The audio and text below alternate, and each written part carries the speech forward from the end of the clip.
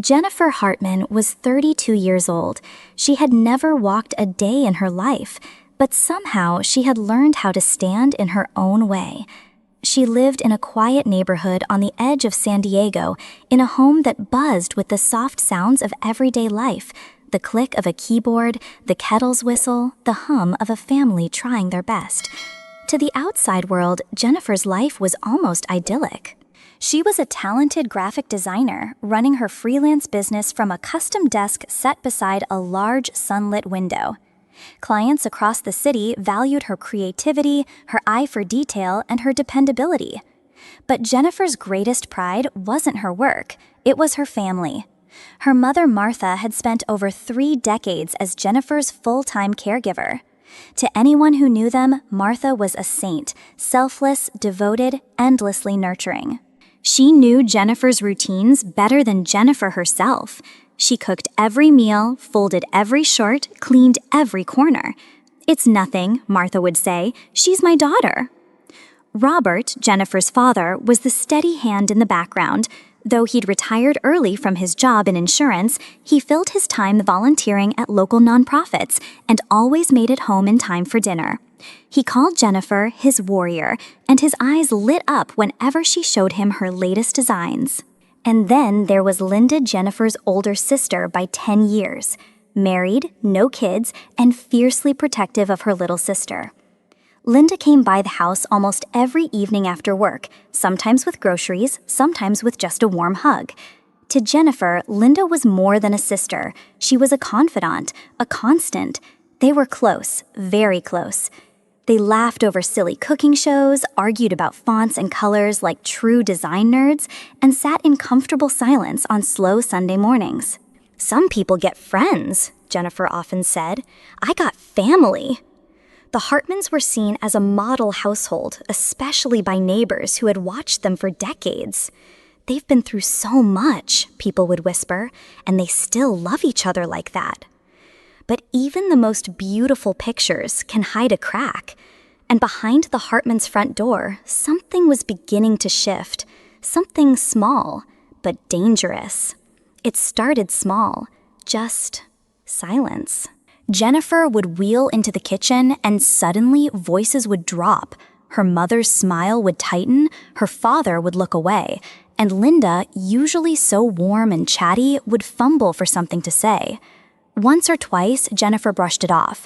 Maybe they were talking about something private, maybe it was nothing, but it kept happening. Conversations that stopped mid-sentence the moment her wheels touched the tile floor. Once, she caught the word Jenny in a hushed tone, and then nothing. Just a forced smile. Another time, she entered the living room to find her father and Linda whispering urgently. The moment they saw her, Robert's voice rose unnaturally cheerful. "Hey, kiddo, how's work going?" Jennifer smiled politely, but her chest tightened. Something wasn't right. They weren't angry, they weren't cold, but there was a kind of fear, like they were hiding something. And Jennifer, always observant, always calm, began to feel like a stranger in her own home. It was a quiet night. Jennifer sat alone by the window, her laptop closed, her hands resting in her lap. Outside, the wind gently rustled the trees, and the streetlights cast long, flickering shadows. But inside her, a storm had already begun. For the first time in her life, she didn't feel safe. Not because of a threat, but because of a silence. A silence that felt deliberate, heavy. She kept replaying every odd moment from the past few weeks, the stopped conversations, the nervous smiles, the way her name had been whispered like a curse. And slowly a thought formed, a question she had never dared to ask. Why would they hide something from me for 32 years? The question hit her like a wave. Her mother, the woman who had spoon-fed her when she was weak, her father, who had carried her down steps when elevators broke, her sister, who had braided her hair on days she couldn't lift her arms. Why would they lie? What could be so terrible that they would bury it for 3 decades? Jennifer stared at her reflection in the dark glass. What if everything I believe about my life isn't true? It was just a schedule change. Jennifer had finished her client meeting earlier than expected, so instead of coming home at 7, she arrived at 4:30. The sun was still high, casting long golden stripes across the driveway as she wheeled up the ramp and reached for the front door. But just as she put her hand on the doorknob, she froze. Voices. Her family. Her mother's voice came first. "Jenny just left. We can finally talk." Then Linda's, "I can't keep the secret anymore, Mom, not after all these years." And her father's low reply, "We had no choice. The accident, the insurance, it saved us. She's happy now. She doesn't need to know." Jennifer's heart pounded in her chest. Insurance? Secret? She doesn't need to know? Her breath caught. For a moment, her entire body went numb. They were talking about her. The accident? They'd told her about her whole life. The fall that paralyzed her? It wasn't just some painful memory. It was part of something bigger. Something they had all been hiding. Jennifer didn't open the door. She sat perfectly still, listening. And for the first time in 32 years, she wasn't their daughter. She was their secret. She stayed outside the door for what felt like an eternity, not breathing, not blinking, only listening. Her mother's voice, her father's regret, Linda's guilt. Words floated out like broken glass. The accident, the insurance. She doesn't remember anyway. It was as if each sentence stabbed at a different part of her. And suddenly, the story she had believed her whole life, the story they had fed her since she was a baby, shattered. What if it hadn't been an accident? What if the fall that left her in a wheelchair was never real? What if someone, the people she trusted most, had made it happen? Jennifer felt like the floor beneath her wheelchair had vanished. Her mind tried to push the thought away. No, this can't be true.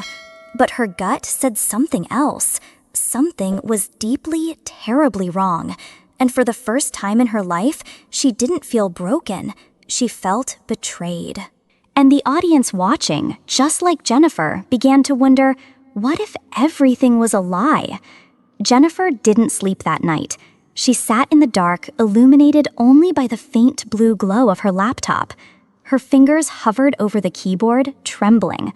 Her heart was racing, but her mind was sharp. I need proof. Memories could be twisted, feelings could lie, but records, paperwork, facts, they couldn't hide forever.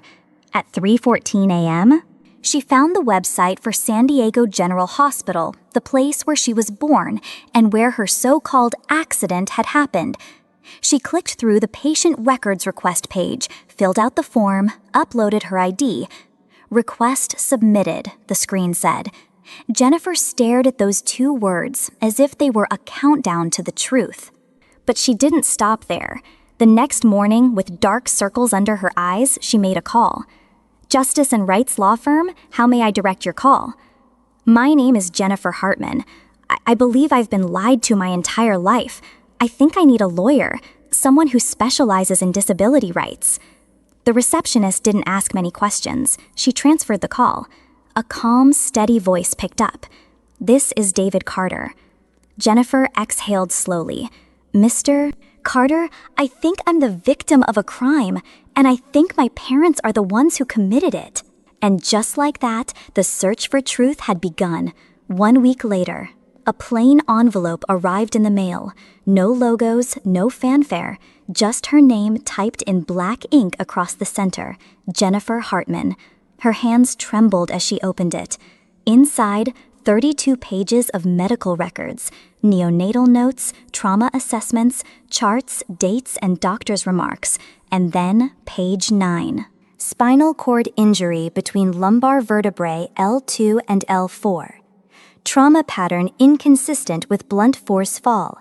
Penetration injury likely caused by sharp instrument. Jennifer stopped breathing. Her fingers clenched the paper so tightly it began to wrinkle. Then came the part that made her eyes blur with rage. Parents reported accidental fall downstairs while child was crawling. Injury pattern inconsistent with report. Suspected non-accidental trauma, NAT. And finally, due to family's connection with hospital board, further investigation not pursued. A long silence fell in the room. Jennifer sat there paralyzed, not by her body, but by the weight of the truth. The fall had been a lie, the injury had been inflicted, and someone had made sure it was covered up. Not only had they broken her body, they bought silence. Saturday afternoon, a quiet cafe tucked into a quiet street. Jennifer arrived early. She chose a corner table, one with a clear view of the entrance. Her hands rested on a manila folder, its edges frayed from being clutched too tightly. And then Linda walked in, smiling, unsure, still in her office clothes. "Jenny, sorry I'm late. Traffic was a nightmare." Jennifer said nothing. She simply slid the folder across the table. "What's this?" Jennifer looked her sister straight in the eye. "Read it." Linda hesitated. Then she opened the folder. Page by page, her face turned pale. Her lips quivered. Her hands trembled. And when she reached page 9, she stopped breathing. For a long time, she said nothing. Then she whispered almost inaudibly, "You know." Jennifer nodded. Her voice was quiet, but steady. "I want to hear it from you." Linda stood up so suddenly her chair screeched. She turned toward the door, eyes wide, throat clenched. But Jennifer's voice stopped her. "Linda, don't run." Linda froze. And then slowly broke. Her shoulders fell, her knees buckled slightly. She sat back down, covered her face, and sobbed. The quiet cafe faded into a blur as years of guilt came flooding out. "I was 8 years old, Jenny. I didn't know what I was doing. Mom, she made me." Linda wiped her face with trembling hands. Her voice cracked as she began to speak. "It was the summer of '93. You were 6 months old. Mom had just taken out this huge insurance policy on you. Dad's business was collapsing. We were going to lose the house." Jennifer didn't interrupt. She just listened. "I remember it so clearly. Mom called me into the living room. She had this thing in her hand. I didn't know what it was back then. Later, I realized it was a surgical scalpel."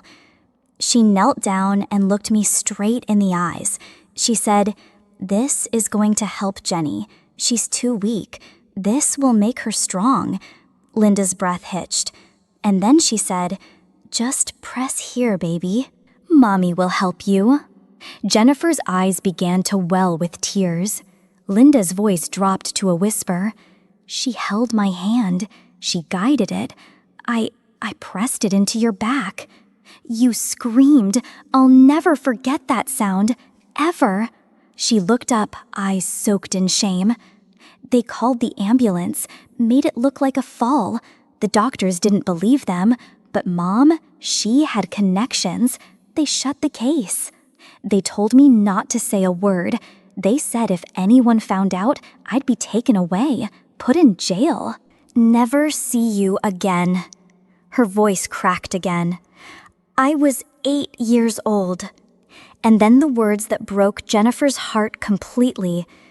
"Mom used me, and I destroyed you. I'm so sorry, Jenny." The next morning, Jennifer woke up to a new feeling. Not fear, not sadness, resolve. For 32 years, they had controlled the narrative. They had shaped her life with lies.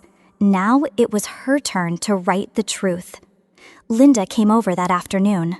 Her eyes were still red, but her voice was steady. "I'll testify," she said. "I'll say everything. I'll stand with you." Jennifer nodded. She didn't hug her. She didn't cry. She just said, "Then let's begin." With the help of attorney David Carter, Jennifer filed an official complaint: child abuse, insurance fraud, conspiracy to obstruct justice. The complaint was submitted to the district attorney's office with Linda listed as the primary witness. The evidence was overwhelming.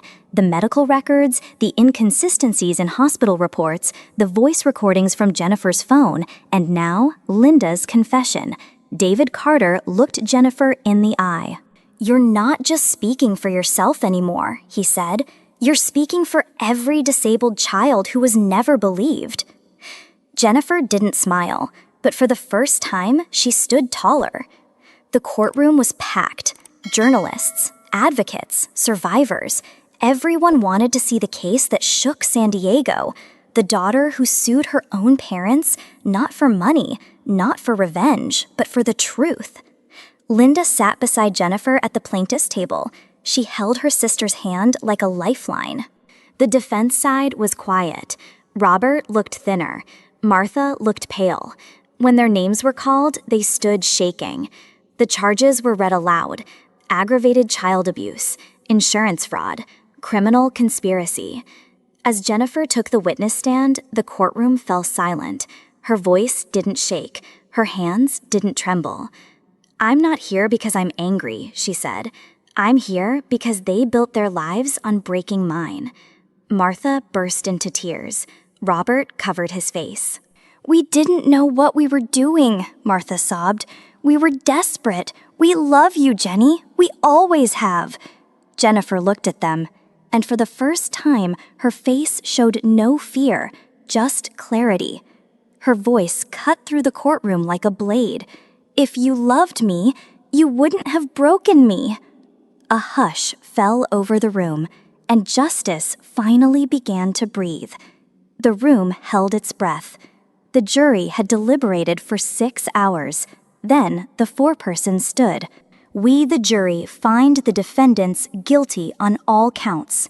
Jennifer closed her eyes. Linda squeezed her hand. Martha collapsed in her seat. Robert stared ahead hollow. The judge lifted the file, looked at them, and said, "This is not an act of love. This was a crime, premeditated, calculated, and cruel. You stole your daughter's freedom to feed your fear and greed." The courtroom was silent.